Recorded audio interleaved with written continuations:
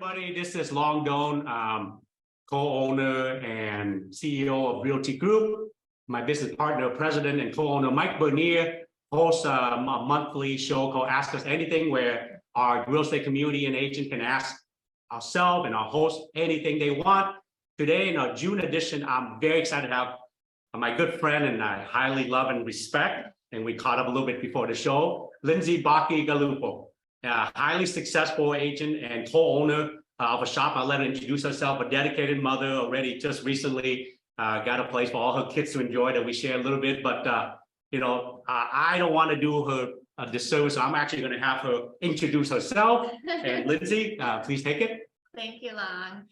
Yes, I am a mom of 5 girls and have been selling real estate for almost 18 years now. And I'm co-owner of Engel Völkers Minneapolis. So you and I and Mike and Geoff have been meeting for a long time to just talk about, changing the industry and really trying to level up how real estate agents are viewed and how we present ourselves in the market. And we always appreciate having colleagues like you guys in the industry. But very passionate about real estate, what we do. I love that every day is very different, and this career can be built so many different ways for different people. While it can be very crazy and demanding at times, especially as you level up in your career, it also does afford some ability to have a flexible schedule and to really prioritize my family. So yeah. I love it. That's amazing. That's why we love you and Geoff and other hosts and the one we're bringing on all have what I call this abundant mentalities, where we all share and learn from each other, because we believe there's plenty of business to go around. At the end of the day, as long as we can help our agents and our end consumer benefit from our knowledge that we all share together, right? Yeah. Which today you guys have a chance to ask her a lot of questions, some of her expertise that she'll share with.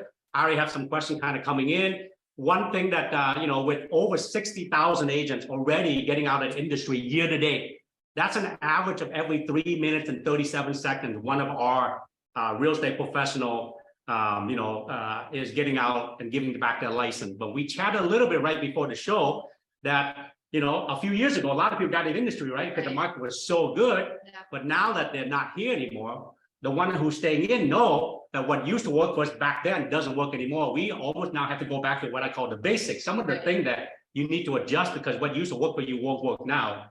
And you and I have also been through the 07, 08, 09, right? The REO time when the market really greatly adjusted. Just like right now, except this time it's different, right? It's the shortest in inventory, whereas then it was exactly.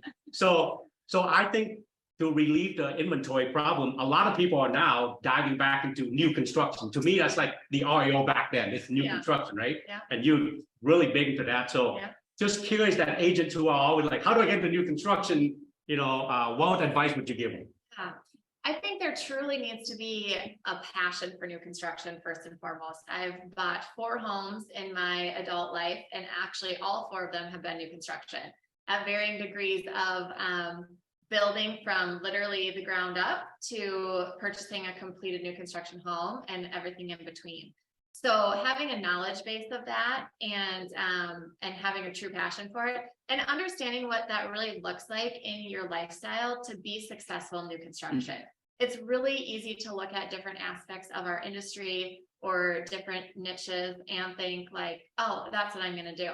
But if you don't really understand the time commitment that comes into new construction, it may not be the right avenue for you. Yeah. And you can look at new construction in so many different ways. You can build partnerships with some of the national builders and, bring buyers to them and hopefully in return sell some backup homes. You can represent builders. There's so many different ways to do it. But when you do represent a builder, it usually means a lot of weekend hours, a lot of model time, and time for your other clients outside of those hours. But it can also be a very, very great way to build a business. Just like sitting in an open house, you're sitting in a builder's model and you have this product that you're able to sell. I do think most new construction sales, it takes a little bit of time to build that knowledge and expertise and get into there. The way I started in new construction was building relationships with and making myself available for those model hours underneath different people at my company who represented builders. So knowing that if we sold the listing and I wasn't representing the buyer, I wasn't getting paid, even though I was spending my time in the model, but I was hoping to meet clients who were looking to build, show value, provide value to those agents and the builders. And you'll probably during this conversation see that theme throughout a lot of what I say, that start with service, right? So I was really providing service to the agents and the builders without really getting a lot of guaranteed commission or income from it, but really wanting to build my knowledge base and put myself in the position to pick up opportunities. So when there were unrepresented buyers, I absolutely could represent them, whether they were building with that builder, which was my main goal, of course, or if they were ended up deciding to find something existing or move a different direction. And then also helping them with the backup home. And when you build a business that is really founded on service and passion and care, it's that referral business, beyond that. So I think, a great way to kind of go back to your original question, a really great way to break into it is really almost shadowing or volunteering to assist other agents that already have those relationships. It's pretty rare to walk into a builder's office or a situation where there's just a builder who is not represented. It just happens to be. Yeah, I'm lucky if that's the case. Huh? Exactly. And I think too, it's putting yourself out there and having those conversations with builders, with agents in your office, with your lender partners, maybe your attorney partners, your financial advisors, even your sphere. Letting them know that new construction is an area of interest and of specialty for you, that openness to being ready to do that. I know that's how I ended up representing a few builders who I've represented in my career as well, was introductions from my lender partners. Yep. So, it's just being kind of in the right space at the right time. But if you're never talking about it, you're never posting on social media about it, you're not touring model homes, you're not educating yourself on what different builders can offer, national builders, custom builders, price points, things like that. It's going to be a lot harder to break into that market.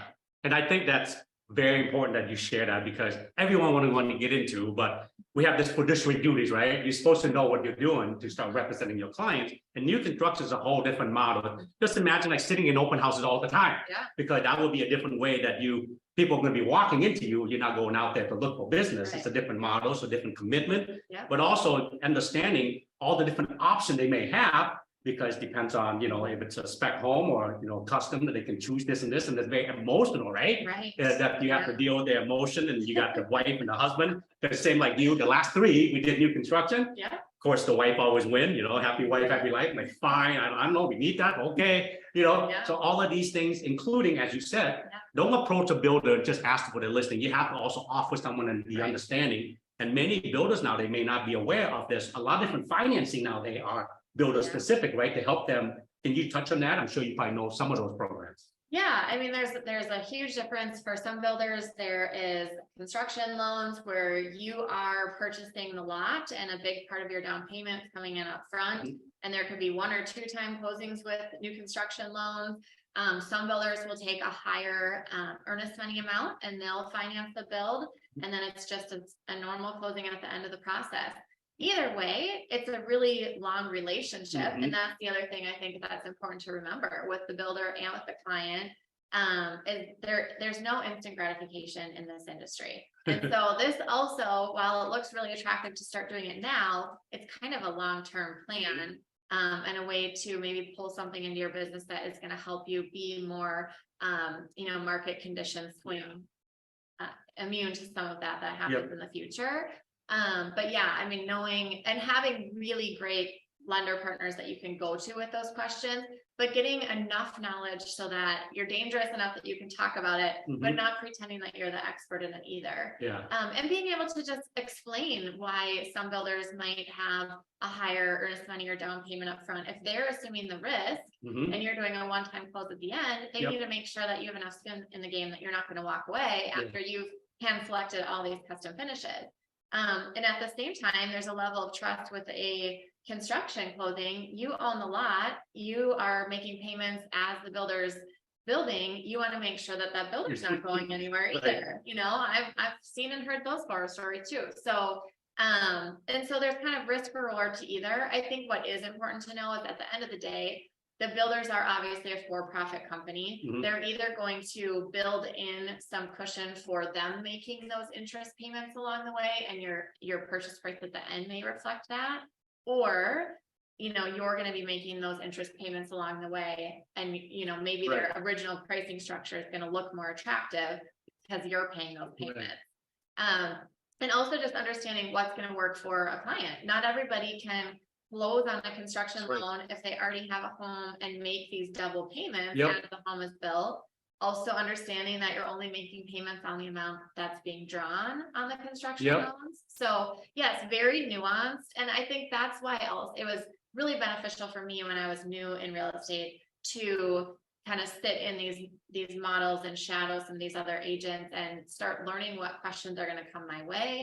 And kind of jump into it that way before I was the sole rep for a builder. And shadowing somebody with experience is great. What's another option for people to go to just new construction certification? Is there anything you would recommend out there for people who want to expand their market? Continuing education is always valuable. People always ask me, or newer agents will always say, what letters after your name do you have, or how important are these credentials? And I've been doing this for 18 years at a very high level. I am co-owner of a brokerage, and I have none of them. That's right. I have a college degree from the University of St. Thomas, which I personally think is the most important education I could have gotten. Having that marketing and business background before jumping into real estate has been incredibly fruitful. And obviously we all do continuing education every single year. So I do focus that and try to choose topics that I am really interested in and passionate about. But I think, other ways to learn that is to just really take the time to go and meet with the builder models that are sitting in, even the national, builders' homes, and ask them about their process. Ask them what that looks like start to finish. How custom are they? Start learning some of those pieces. And then too, when you're going with your own clients, you are armed with some of that information ahead of time. So you know what questions to ask. I think another mistake that some kind of rookie agents can make, or when we let egos get in the way, is we feel like when we're representing a buyer, especially in a build, we have to add value. And sometimes we actually complicate that process by adding value because we get in the way. So for me, I very much want to represent my buyer's interests. And so having a lot of that education up front so that I do know what are value add questions, what are appointments that I should truly be at to just help them with the little things in building their home that's going to be productive and successful, and not try to insert myself or make problems where there aren't actually problems because I feel like my clients need to see that I'm doing something. Actually that process being really smooth and me helping with that, playing quarterback, is more valuable for them than, trying to create hurdles along the way so that I can show them how much I'm working. And I think that's a great point you brought up, because it's already in the real estate transaction, right? One of the most complicated and complex, largest financial transaction people lifetime. So just helping them quarterback and coordinate, but in new construction, even more, there's extra step you got to come in. And you're right, most builders will take that chance and the time to educate the agent, because they want the agent to bring more clients to them as well, right? It's a win-win situation. Especially now. That's exactly, even more than ever, right? Because they all got out for a little bit now, they're all coming back in, which is a lot of opportunities. But you touched on it a couple of times, right, on your marketing background, your education, that allows you to really get ahead of your real estate business. And I want to talk about that a little bit. If people don't understand with the way the market's shifting, a lot of people are going back to their previous job. So this is not really a job, right? It's a business that you're starting and running. So if you're not set up and understanding that you are the CEO of your company, whether you're with whichever brokerage it is or whichever team you are, you're still running a business. And not having that entrepreneur mentality to, I remember having new agents that have sat down with me and said, hey, I want to get into real estate. And I asked why, or the flexibility and the ability to make a lot of money. I'm like, both are wrong. If you look at the average real estate agent, it's like, I think $8,000 a year, right? Average. And then it's not flexible. You work 24/7, if not 25/8. Especially at the beginning. That's right. So talk about that a little bit. What does it take for someone to be successful? If you're new right now, to understand that you're getting into a tough business right now with the market condition. It is a very tough time to be getting in, but it's also there's opportunity, right? You don't have the habits, the bad habits that a lot of newer agents may have formed, or a lot of us who are experienced 3 years ago, 4 years ago. yeah, kind of formed over the last few years as we were just trying to keep up on servicing the high amount of volume that was coming in because so many clients were just looking to buy and sell. And so you kind of forgot about that prospecting and marketing side of your business, except to service who you're already working with. And so like you mentioned at the beginning, I've always been a very back to the basics real estate agent, advisor, and it's handwritten notes, it's relationships, it's, with other brokerages as well, and other people that walk in our shoes every day. And it's amazing how often we're all truly willing to share with each other and how much, more I would rather work across the table with truly professional agents every time. Because of that abundance mentality, like you said, but 100%, you have to treat it like a business and a career. You have to show up for yourself. I think at the end of the day, anytime we're talking with somebody and we're sitting down, we're saying, okay, 1 year from today, what do you think is going to be the leading factor why you were or weren't successful? And I truly feel like the only true right answer is the person staring back at you in that mirror. There are really important things to do, surrounding yourself with the right people who are going to motivate and support you, who are going to inspire you, putting yourself in the right opportunities in the right settings. But really what it's honestly going to come down to is how much are you going to put in, because this industry is absolutely a what you put in is what you get out industry. And it's beautiful. You can build an incredible career. But I think where so many people fall short is if they're not having success, they want to look around at everybody, and their external factors of, am I with the right brokerage? Am I getting this? Am I getting that? What is everybody doing for me? And they really forget to have the tough, conversation with themselves of, what am I really doing? How many agents do you really think put in a 40-hour work week when they're new and building their business?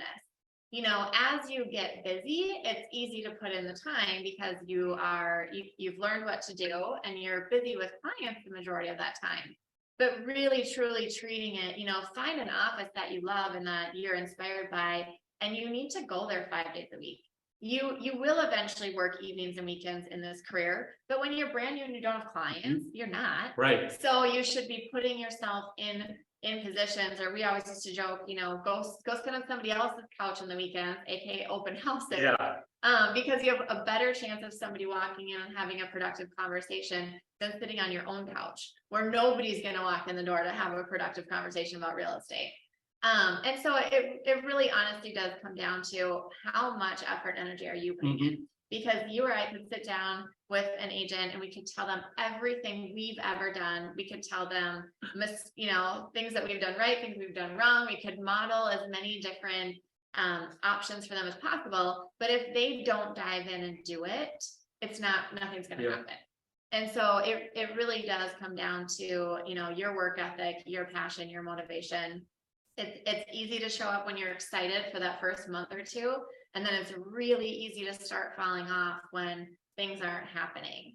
And as you build your career, you can build those times in that maybe you're not necessarily in the office, 8 to 4 Monday through Friday, because you're out on showings on the evenings and the weekends, and everybody needs a break. And I think, setting that expectation for yourself and for your clients is really important. But honestly, in those first couple of years, you better plan on this being, you better rearrange the rest of your life for this to be, what you're doing. And then you get to have that luxury later on. Yeah, and I love that. And I think you and I know in our position, we work with a lot of agents. And when the markets get a little tougher, right? And then Mike and I had this conversation. We all said, just got to live with it. Is that our agents will most likely never give us any credit for their success and all the blame for their failure, right? It is what it is. We're used to it. We're the parents and the kids always, blaming us. So when there are always agent movement, we have agent coming to you and you got agent coming to us. And I do know you're one of the many handful of places when I tell my agent, she's going to take great care of you. Just listen to what she has to say. But at the end of the day, you got to be able to execute.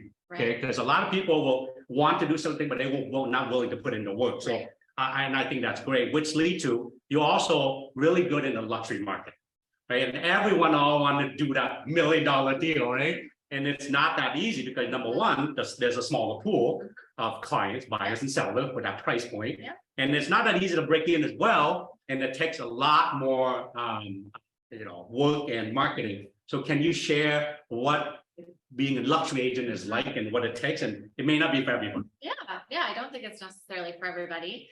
But I do, one thing that I do think was important for me while growing and entering the luxury market was kind of the brand behind me. I was with another brand for 10 years before opening Engel Völkers.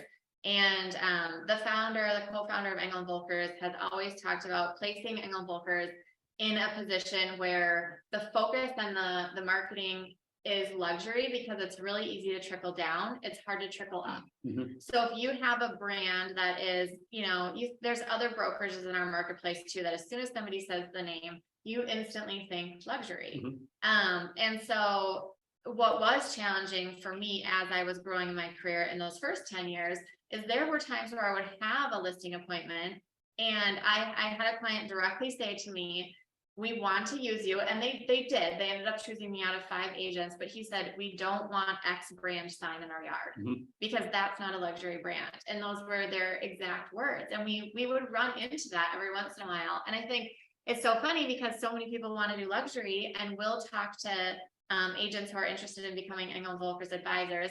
And sometimes their concern is, are my clients still going to come to me because I work in like a luxury price point now. Problem, the opposite right? problem.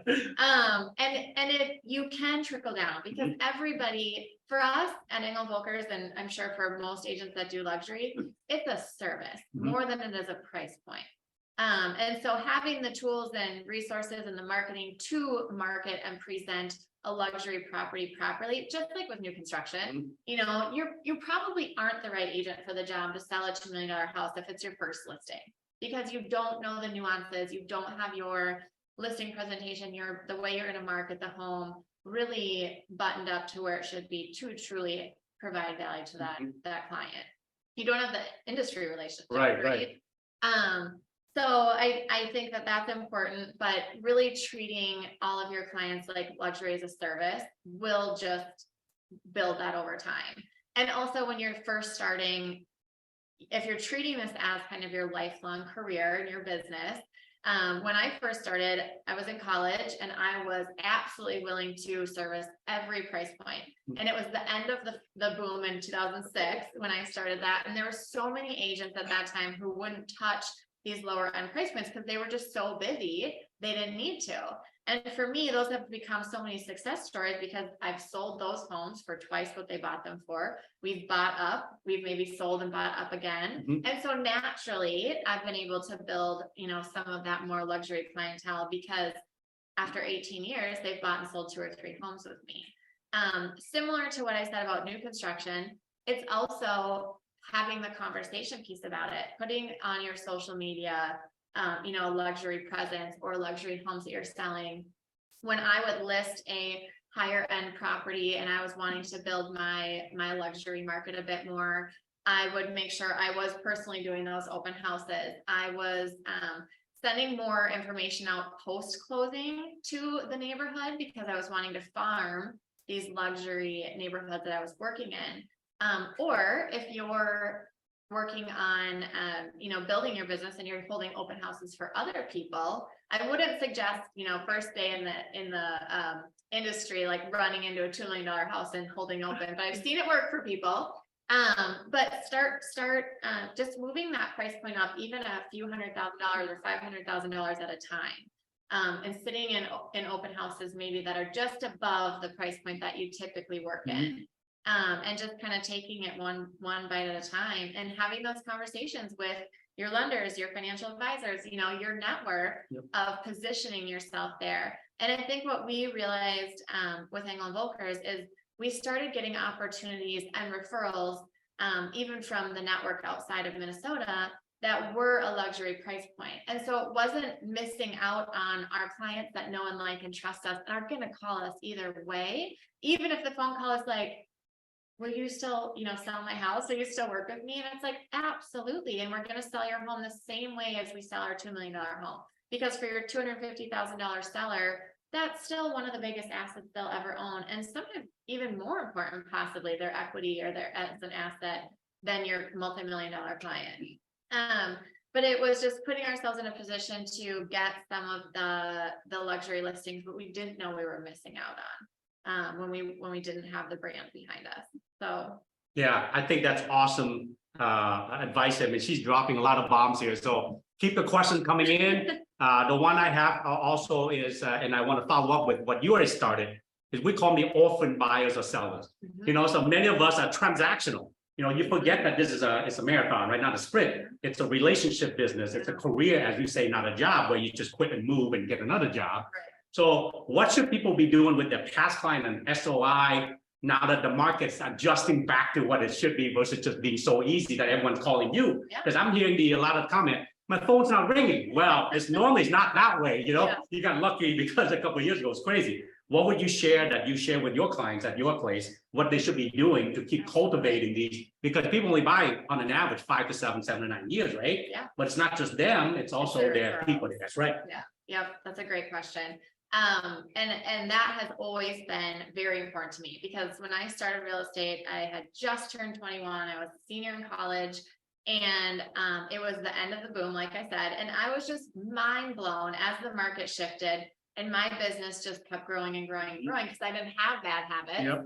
And I saw these agents who, when I first got into the market, were super successful, starting to get a different job. And to me, I was like, how does this not completely snowball over time?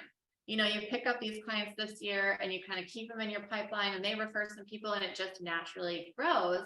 But what you don't realize when you're brand new is how many of those clients get orphaned, and the statistics on who can even remember their agent's first name is mind blowing. Yeah, it's like 17% something. You're not making a big enough impression. Yep. So I think it starts with knocking it out of the park with service during their transaction. So just being really thoughtful along the way of, if I'm going to show houses in the morning, I'm dropping kids off at school or daycare, I'm running through Starbucks drive-through anyways, I'm going to shoot my clients a text and say, what can I grab you?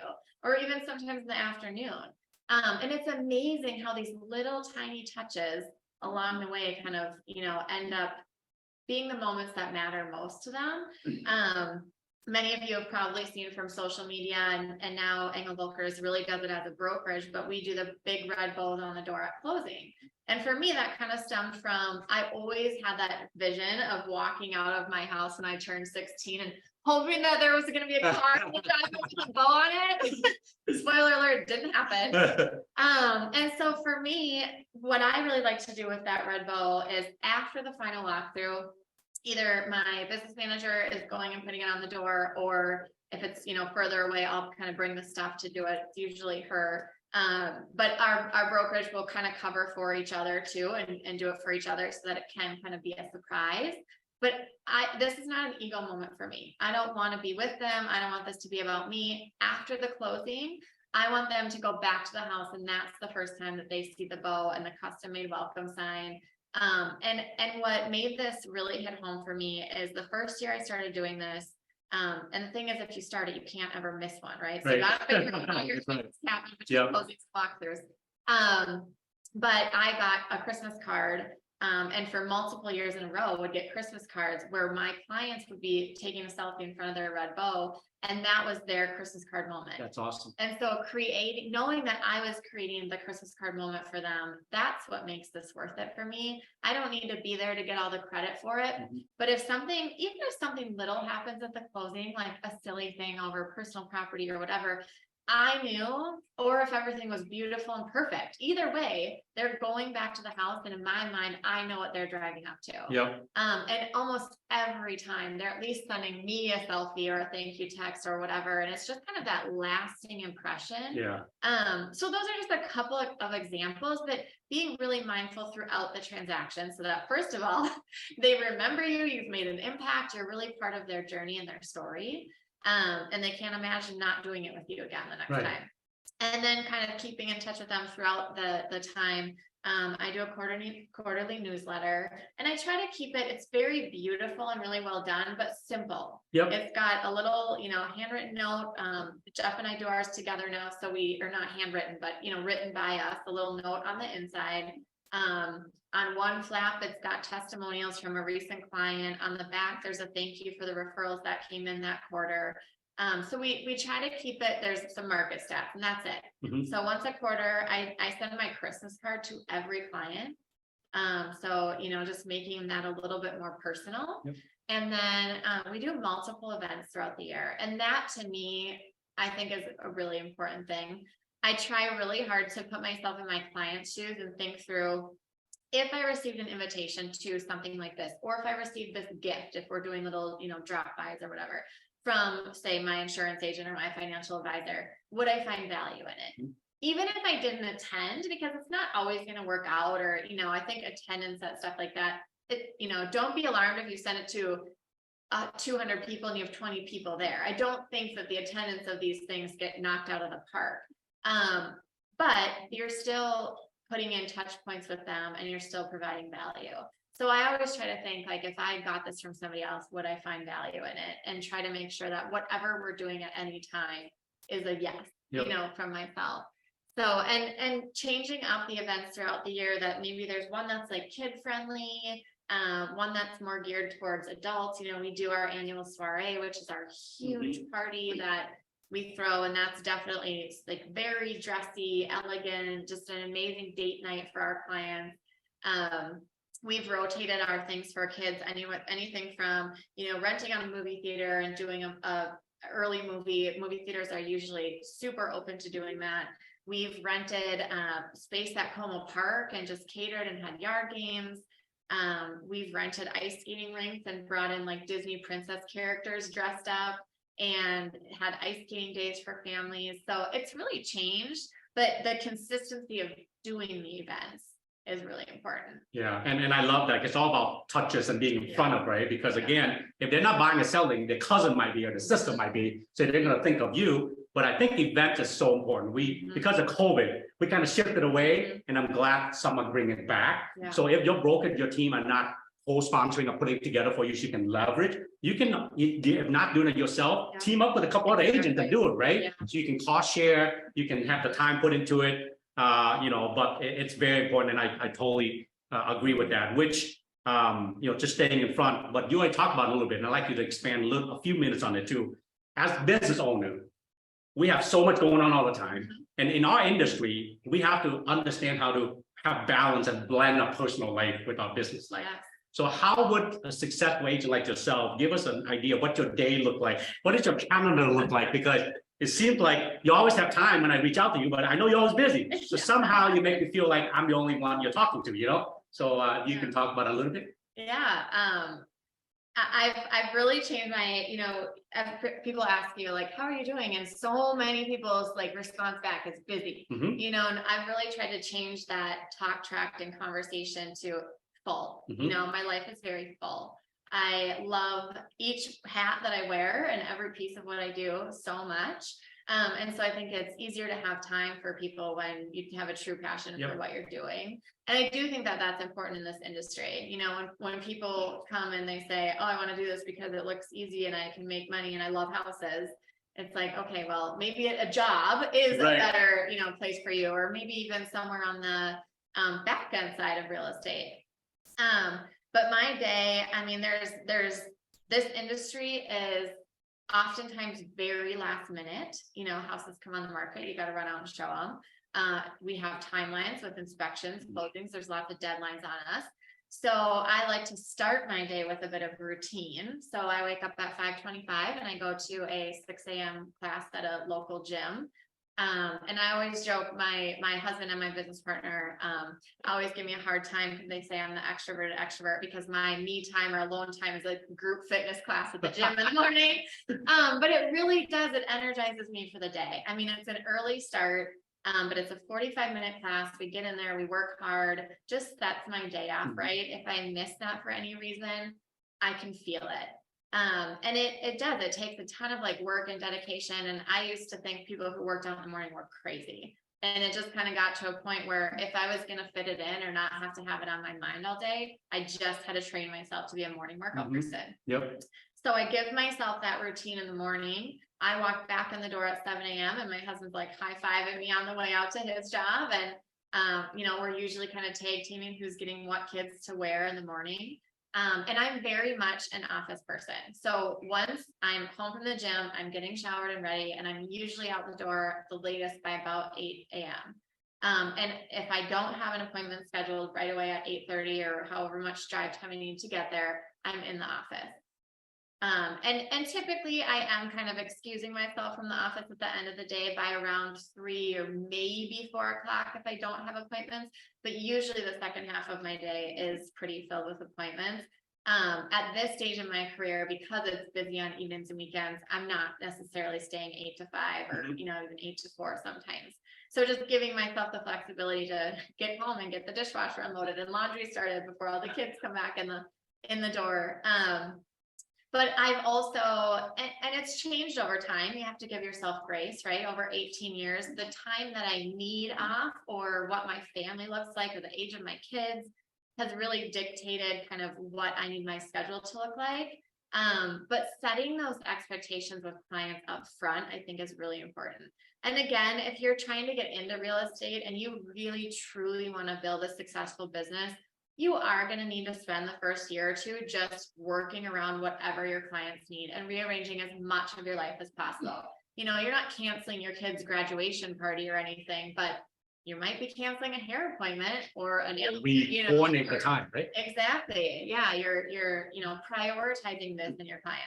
Then as you get yourself established a little bit more, it's kind of like, okay, how do I run my business? How do my clients fit into my life? Maybe for you, maybe you have a spouse who works evenings, they're in the hospitals. And so evenings and weekends are great for you. And you actually prefer your mornings off with your family or your spouse or whatever. But I think knowing what those boundaries are, for me at one point, it was Sundays are my day off.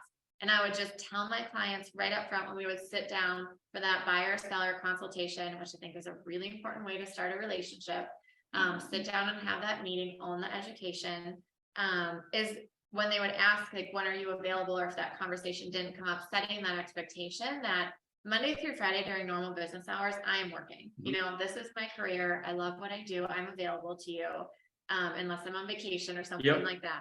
I work 2 evenings a week and Saturdays. And in the back end, I'm not filling those evenings and weekends if I don't have income producing activities going on, but they're available to my clients if they need me. And I would tell them Sundays are my day that I am planning trips to the zoo or my kids' birthday parties or a date day with my husband or whatever it was. But the type of client that I want to work with, they all understand that. And you'd be amazed how many people are supportive of that, can relate to that, but the expectation has to come up front. It can't be a surprise. You know, and there are times where that looks different. For a while, it was like I work every other weekend, you know? So it changes, but I think the biggest thing is kind of personally knowing what works for you, what works for whatever phase of life you're in, you know, married, not, kids, not, whatever. And just setting that expectation up front so your clients know what to expect. And I would tell them, if we're out on showings on Saturday and we write an offer and the deadline's Sunday, I'm not answering my phone, but I'm not going out and showing houses. Nobody's listing houses on Sundays. And so we are able to get those in, you know, Monday through Saturday if we need to. And I love that. I think that's probably a game changer, understanding how to leverage and prioritize your time. We all have the same amount of time, 168 hours. It's 7 days times 24, right? Even if you work 50 hours a week and you sleep, like for me, 7 hours a night, my wife 8, she doesn't get 8, she gets crabby. I only need 7, right? So that's still 100 hours. You still got 68 hours to also organize things. But even in the 50 hours of work, if you coordinate and organize them correctly and set the right expectation, communication, you're still going to look like you have plenty of time to do a lot of stuff and the balance. But what I do know from you and many successful people that I get a chance to talk to or to hang out with is that most of them have a routine and a habit, because we are all habits. If you don't have the right habits and routine, you know, you're going to be reactive and all over the place. So I know we're running out of time. This is awesome. I want to ask you one more thing, because in real estate, people always talk about reload a little bit, right? Yeah. It is normal, typical, the relocation business, but with COVID, what happened? A lot of people can work from home. Yeah. You throw in politics and taxes and a few weather things. Yeah. More and more people are moving. It's like they can work from wherever now. Sometimes depends on what the industry they're in, what they do.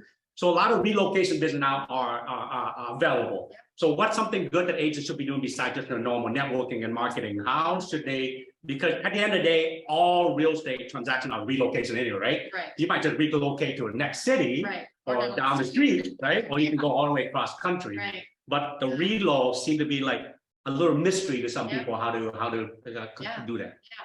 And I agree with you, Long. I mean, I've seen so much relocation in, honestly, clients or referrals or whatever that maybe they're from here and families here, but they moved away for a job and they can keep that job and that income, but move home. Or relocation out because it's Minnesota and winters are terrible. Yep. And they can take their job and they can move it somewhere else. And so you're right. I think that's a big part of our market. And that is a piece that in this tight inventory market, there's still going to be relocation happening. So it's a really smart focus. I think building true relationships with agents outside of our market is a really great place to start. So thinking through, I used to do this at my previous brokerage and earlier on in my career with Duluth and Rochester and St. Cloud. So I would literally look up agents in those markets that appeared to have kind of a similar style of business or whatever. And now you can get more information because you can look at their social media and whatever. Back then it was more like look at their website. Right. So, and then I would go there. I would go to Rochester and I would set up like a morning coffee, a lunch, and an afternoon coffee. And you're not going to connect with everybody. Yep. So I would kind of take my favorites and build these relationships. And then I could leverage those relationships on my side and in conversation here, saying I have really great relationships in other areas of Minnesota or other areas of the US if you need help or whatever. And now with social media, you can leverage that even more and have a bigger audience. And then same with being there, the first person they think about when they have people moving here. Because a lot of times you know more agents in your immediate market than you know outside. And then take that a step further. And if you're traveling to things like Inman or, your company's big national events or whatever, truly build those relationships or go and visit real estate offices when you're on vacation, stop in and really be mindful about doing that. I mean, there's relocation throughout all 50 states, right? But we were talking about it before we started on here. Florida, Texas, Arizona, California is probably in there. There's a lot of relocation happening within certain areas. I would say Colorado is one that we see a lot of. And so maybe being more specific when you're building these relationships, you can connect with them on social media now. But I do think that in person, those true relationships really matter. But again, that pulls into the consistent theme of my relationship-based business. You're not really having to spend a ton of extra money if you're already traveling or if you're investing in your career and you're continuing ed by going to a conference like an Inman or something like that. And then just truly building those relationships. So I would say that's a really great place to start if you're not coming into this or, kind of restarting now that we're past the COVID time of just wanting to like throw money around, right? We're being a little bit more conservative with our decisions and choices. And these are things you can pick up the phone and you can just start doing, or you can, drive down to Rochester, up to Duluth or up to St. Cloud and build those relationships because that is happening all the time. Yeah, and I love that because you keep seeing consistent theme, right? Service, relationship business versus transactional. And something that our industry, we don't do enough of unless you're like serious about building a business is investing in learning and networking.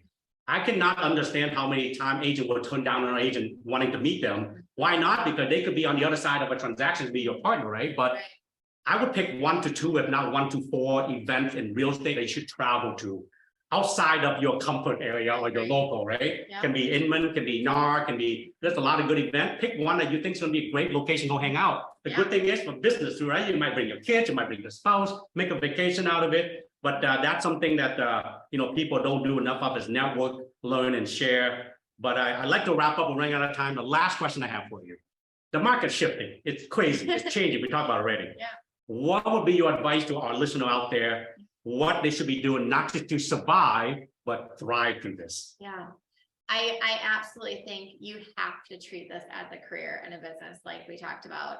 You have to get your butt back in the seat at the office that you're a part of, and be surrounding yourself with people who are inspiring you. I think a big theme kind of coming out of COVID that I saw in some of the agents that I was mentoring, and to be honest, I'm not totally immune to it either. You see stories on social media. Sometimes it's accurate information, sometimes it's not. And comparison is the thief of joy. Mhm. So there are things that can be hijacking or paralyzing or whatever. Make sure that what you're putting in is life-giving to you. And so if there's certain things that are distracting you, or, if every time you're opening your social media, you're feeling like you're comparing yourself because you're friends with all these agents and they're having all this success.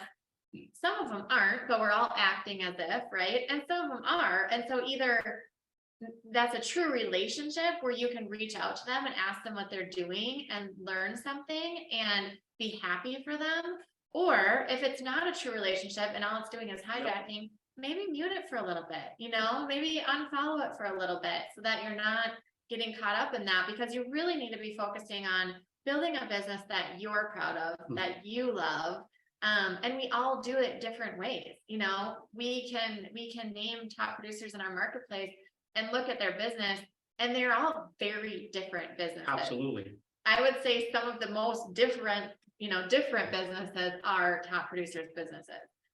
And so really just building a business that is authentic to yourself, you're going to love it, and it's going to be easier and it's going to come quicker than if you're just trying to emulate something or, chase shiny objects or do things like that. And I think just going back to remembering that it's truly what's coming from within and your effort and energy and dedication. And so sometimes it's that hard kind of internal look of, am I really giving this everything? Am I really educating myself and making sure that I am a true expert? So knowing my elevator pitch when somebody asks, how is the market? So that it's really authentic and genuine and educated. Mm-hmm. Another kind of back to the basics thing that we've been doing a lot of that might be fruitful is sending little videos. So instead of shooting off an email or a text or even a phone call, it's still portraying your voice and your authenticity. But it's probably quicker than phone calls, right? Because you can do a quick 30-second video, even if you're just taking your phone and doing this and sending it via text, or, sending it through a bomb or, kind of another avenue like that. But it's those one-on-one personal touches, and we've gotten great response to them.